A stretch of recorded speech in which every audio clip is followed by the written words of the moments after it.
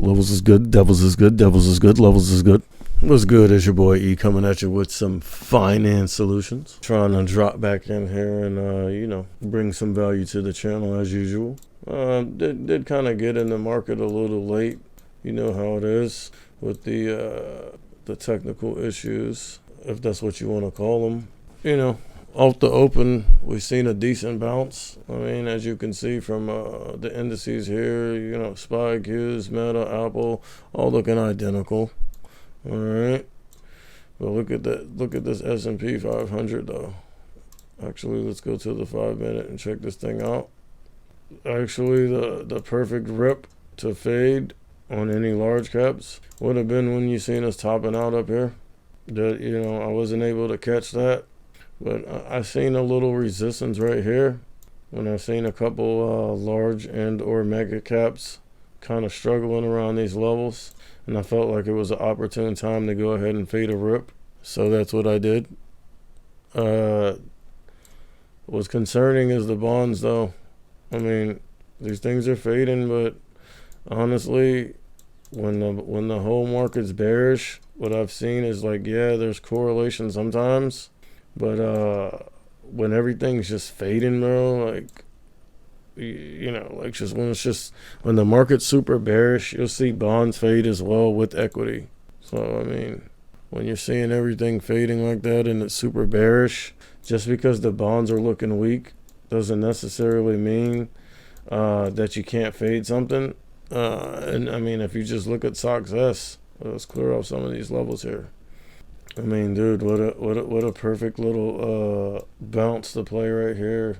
All this consolidation down here, and it's almost like a triple bounce, 1, 2, 3, and then to the upside here. So I mean, obviously SOXS is the bear.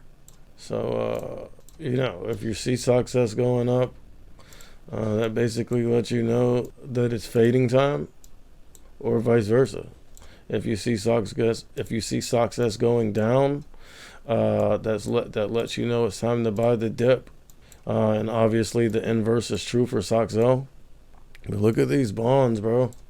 Like, see, and this is what I mean. Like, you can like when everything's just bearish, like there's no correlation. The correlation is everything's bearish. You feel me? But sometimes you'll see like the inverse, as when the bonds are going up, equities are going down. But like I said, when it's just like true bearishness in the market, you'll see the bonds going down along with equity. That's a correlation that I've seen. And I mean, basically just look at the S&P 500. You feel me? So I mean, dude, this is all you need to know. But like I was saying, up here is the perfect time to fade rips. When you see us come up here on the 5-minute and top out for 30 minutes, and then you see this thing, and then yeah, it's bouncing, but look at this long wick. I consider that bearish. And then look, we're stepping down. There's resistance right here as well. I mean, and this is hindsight, but I'm just trying to show you the type of things I look for. All this topping out and wicking, crack to the downside through VWAP, through the 9, through the 120. They bought it back up, consolidation, tried to go on a little run here, but look at this long wick. The wick's like 75% of the candle, and the body's way down here. That's bearish. And then as you can see from the next candle, bearish. Then crack in the 120, bearish with the doja candle.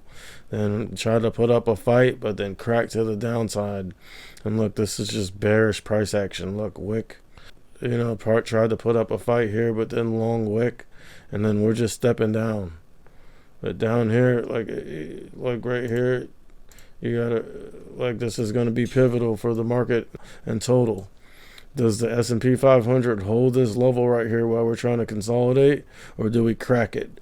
And right now it's looking like we're trying to crack it, as you can see from this long wick up here.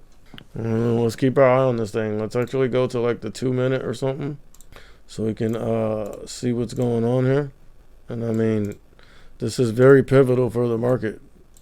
Like, this is going to decide, do we fade or do, you feel me?